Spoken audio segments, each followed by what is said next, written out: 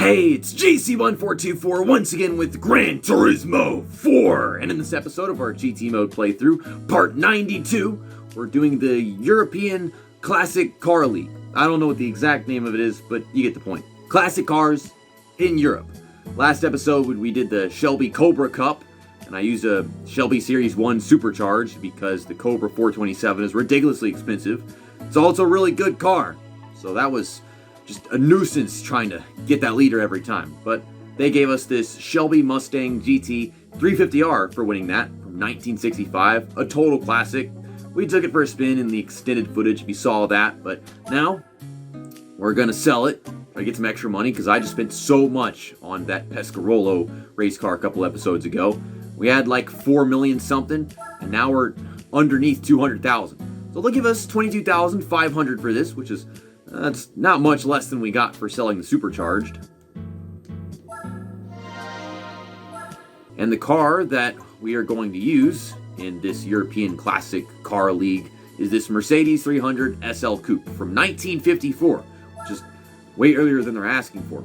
I don't know if it already has enough horsepower to go up against whatever they're bringing there, but we've raced against this quite a few times in different events. I think we got this as a prize car from doing the SL challenge in the Mercedes one-make races. Either that or Legend of the Silver Arrow. I don't know if that would make much sense. But, I mean, look at this. It's a nice red, and it's got the chrome all over it. And you got the Silver Arrow branding of Mercedes on the rims. You never see that. It's not going to look like this whenever we drive with the freaking wing doors. They're going to close that when we get in the car. But it's classy and funky at the same time. So, with 67.2% game completion, after last episode, we'll head into European events. I think this should be another 5-race event. I can't find any more 3. Yes, 5 races. And it's a championship. So this is the only car I can use until they give us a prize car. I don't have any other European classic cars, so I don't have any option any other way. But yeah, because it's 5 races, we'll get from 67% to 68%. That's just how the game always plays out. But 10,000 credits for each win, so that's 50,000 plus 30,000 for winning the championship. It's 80,000 credits we're making this episode without spending a dime. At least I expect that. Hopefully this car is good enough. It's relatively big. It's only got like a little over 200 horsepower. It's been somewhat competent in races. This is like 1,000 miles all over again. I mean, look at the Ginetta G4 and the Fiat 500. Then you've got Nürburgring as the first damn race. We got Opel Paris in here too. I'm guessing Fuji Speedway is going to be 80s? Yeah, the earliest version possible. You got Suzuka Circuit. That's nice. And it is the full version. And to end it off, we've got Deep Forest Raceway Reverse. These are some actual short races. 2 laps here, 1 lap there, 2 laps here. Of course, Nürburgring is going to be 1 lap because it's such a long damn track. Even though it's 1 lap, it is going to be the longest race. Turning off the driving aids. Like always, just turn off them driving aids. Still turning off the driving aids. And the driving aids are turned off. Okay, we have ourselves an interesting lineup here. Aside from the Fiat 500 that's going to start first and hold everybody up. I don't know if he's going to do that every race, though. We'll just have to wait and find out. Lotus Elan S1 from 1962. I think we used to have one of those, but I never used it. And if I kept it, we'd be able to use it here. I don't know if I would pick that over this car that I have right now, though. A Mini Marcos GT, just like from 1,000 miles. A Ginetta G4, except it's yellow, not blue.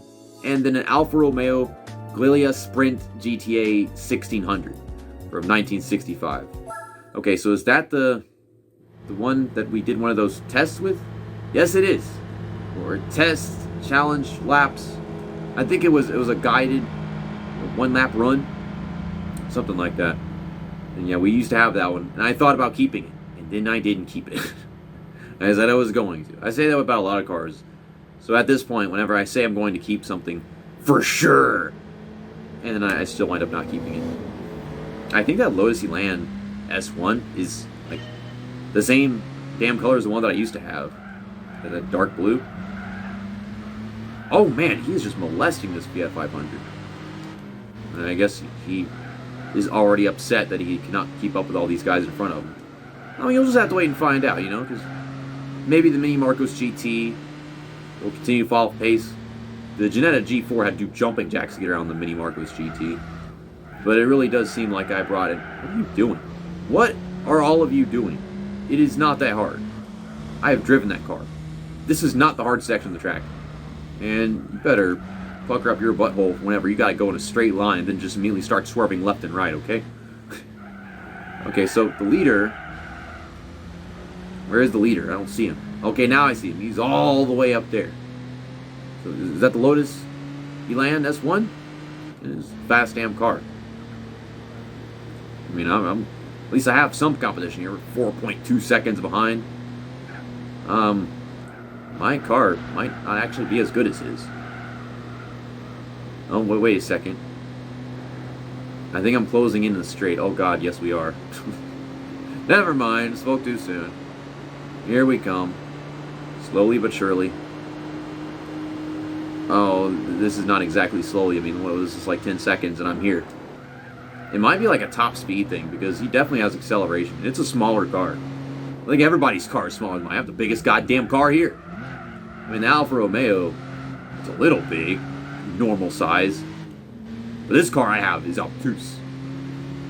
I always made this car like in my mind growing up when I would play this game or play Gran Turismo on the PSP. It looked like Stuart Little's car because he had this red little coupe, except his was a convertible. I don't know exactly what kind of car that was. I think it was some kind of car that is just never in a Gran Turismo game. It was something obscure, but this just seems like the same thing to me, except it's not convertible. Well, I am going to lead this lap, give you guys some nice vibing scenery, and I'm going to enjoy driving this car.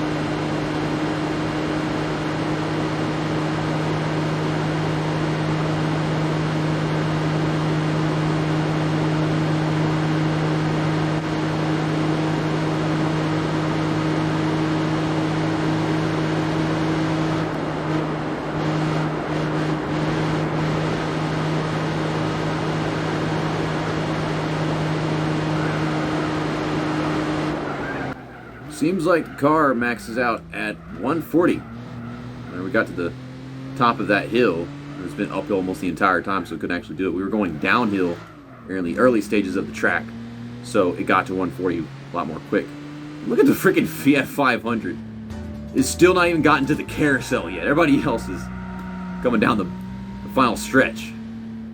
Yeah, it looks like this one's going to be pretty easy, except for maybe Opel Paris, because that one's always tough, and we have the Lotus Elan to worry about. And there's our first 10,000 credit cash prize. And yeah, that will be our longest race, about 8 freaking minutes or whatever. Okay, no, the Fiat 500 is not starting first every time. Now he's starting fifth. He's going to start my way. But we're always able to pass everybody in turn 1, because they all suck at starts of this damn track. Whether it's the new version, the 90s version, or in this case, the 80s. Ginetta G4 gets to start first in all these races from here on out, I suppose. But Lotus Elan is starting up front, so that's a problem. If he was starting first at Opel Paris, I'd have actual doubts. But in this situation, I shouldn't have as many.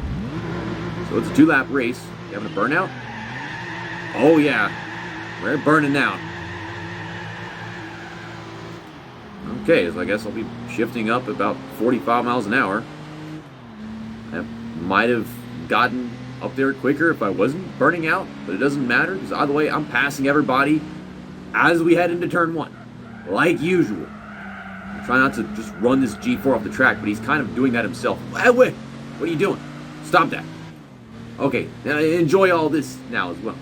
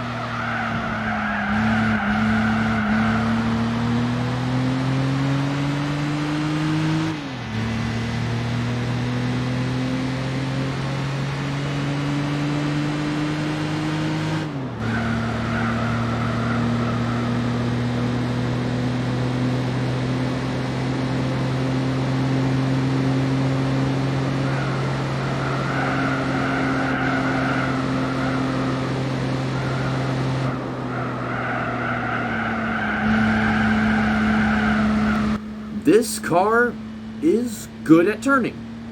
You usually can't say that, because such a stuck-up, wah car don't turn prick.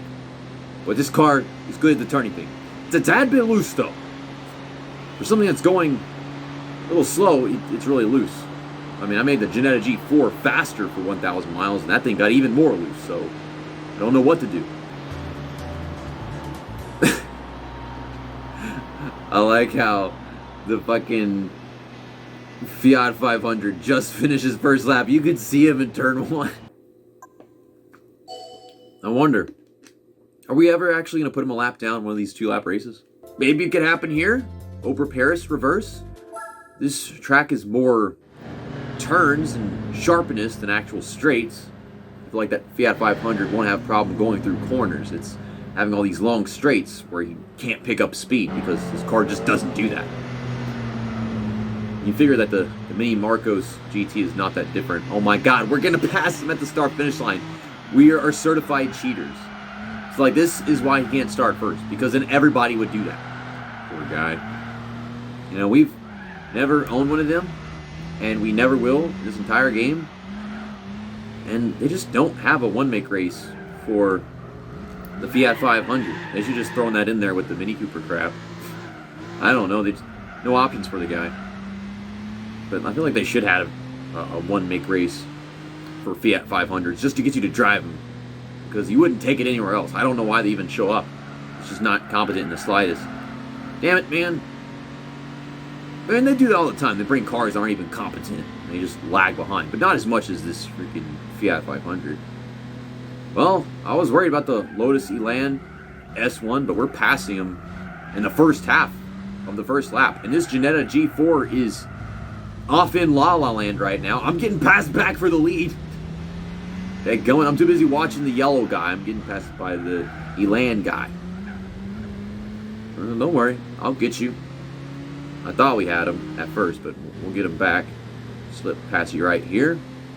And right now, the Fiat 500, if you look on the map, I mean, he's not that far behind us. So, I don't think it's possible this track. Fuji Speedway is a speedway, but also a road course. So that was a different situation. We have Deep Forest Raceway reversed in this championship, and I think that's 2 laps, so it's possible there maybe. But the end of our first lap at the reverse version of Opera Paris or Opera Paris. Damn. All these other races are really not that long at all. Nürburgring was long.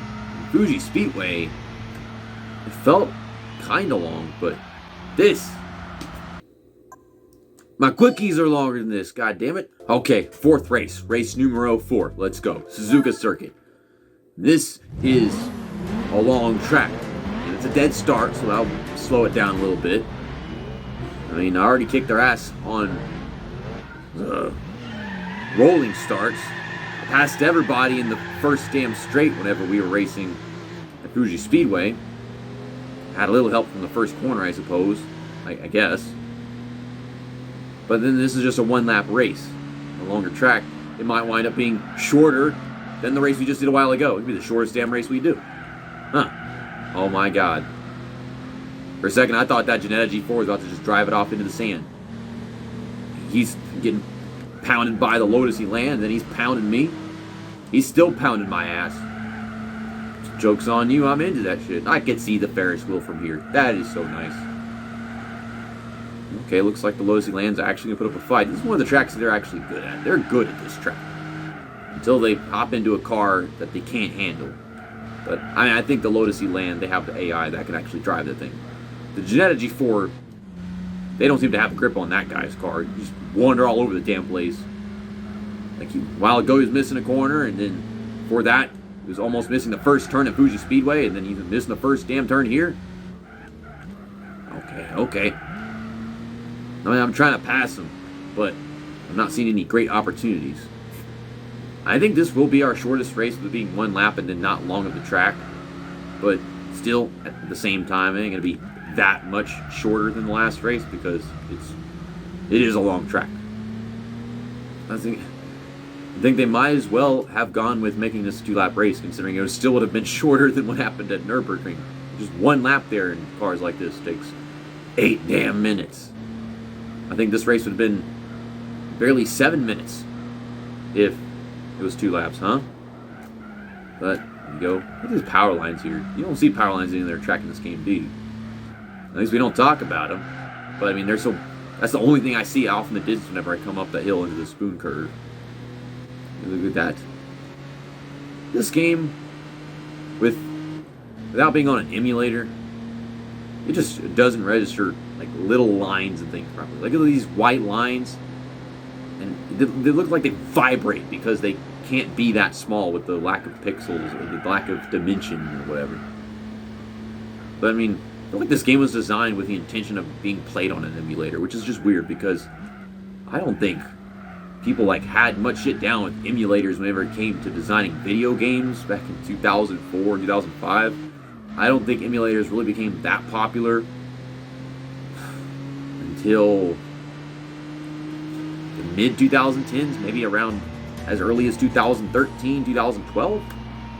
Yeah, that was our race around Suzuka, and it was 2 minutes and 45 seconds.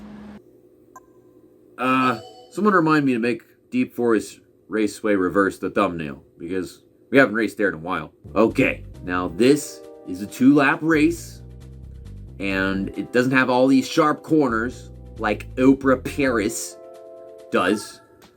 Opera Paris, sharp corners. It's a rolling start, so we're already up to speed. I think if it had dead started this track, that'd be a big help for me, trying to lap that Fiat 500. I just really want to do it. I can guarantee you, if we had like the AC Cars 427, which is permitted here, then we would totally be lapping him in a lot of these races where it's just 2 laps long. Did anyone notice how my AI driver is programmed to pass him coming to the line because he had the speed to do it? Like, that's just so weird. Like, sure, I would have done that, but the AI driver willingly cheated us right there. He let us cheat. Huh. I mean, is it really cheating if it's guaranteed that we finish front of him? We'd have to drive excessively bad to finish behind the Fiat 500. I think my girlfriend could play this game and finish ahead of that Fiat 500. I mean, okay, what are you doing, Mr. Janetta? You stupid. I mean, Mr. That could be a Mrs. It sounds like a Mrs. But I'm saying, they can't drive that car. They can drive this car. Can't drive that car. It might be an insult to my girlfriend's driving, but like, anything aside from Mario Kart, I think I got it. Where are you going? Mrs. Janetta, calm your titties. Calm them. No, stop that. I'm looking at the map, and the Fiat 500, he looks like he'll be able to finish a lap before we can get to him. We'll come closer than we did at Opera Paris, or Opera Paris. But, nah, we ain't gonna do it. Our closest chance would have been Fuji Speedway, and it wasn't even really that possible with this car there. But this is a lap around Deep Forest Raceway Reverse. I need to remember to make the thumbnail, to save the replay. Save the replay. Save the replay, JC. Save the replay. You know, how do they decide whether a track is European, Japanese, American, or whatever, and then just throw it into like a European, Japanese, or American event? I've been wondering that for ages. Save the replay. Save the replay. Save the replay. Oh, there's the championship winning prize. 30,000 credits. Booyah! And we're right back up to 260,000, which is where we were a couple episodes ago, right after buying the Pescarolo race car. Okay, now let's go get that prize car. Save the replay. It's 92, because this is episode 92. You know, maybe I should have skipped one of those races. Okay, never mind. I should not have skipped one of those races. I was thinking maybe the prize car would be something I could take back and run one of them as single races, but no, I can't do jack fucking shit with this. I mean, it's an antique that appeals to the 80 and 90-year-olds market, but what 80 or 90-year-old person is playing this game?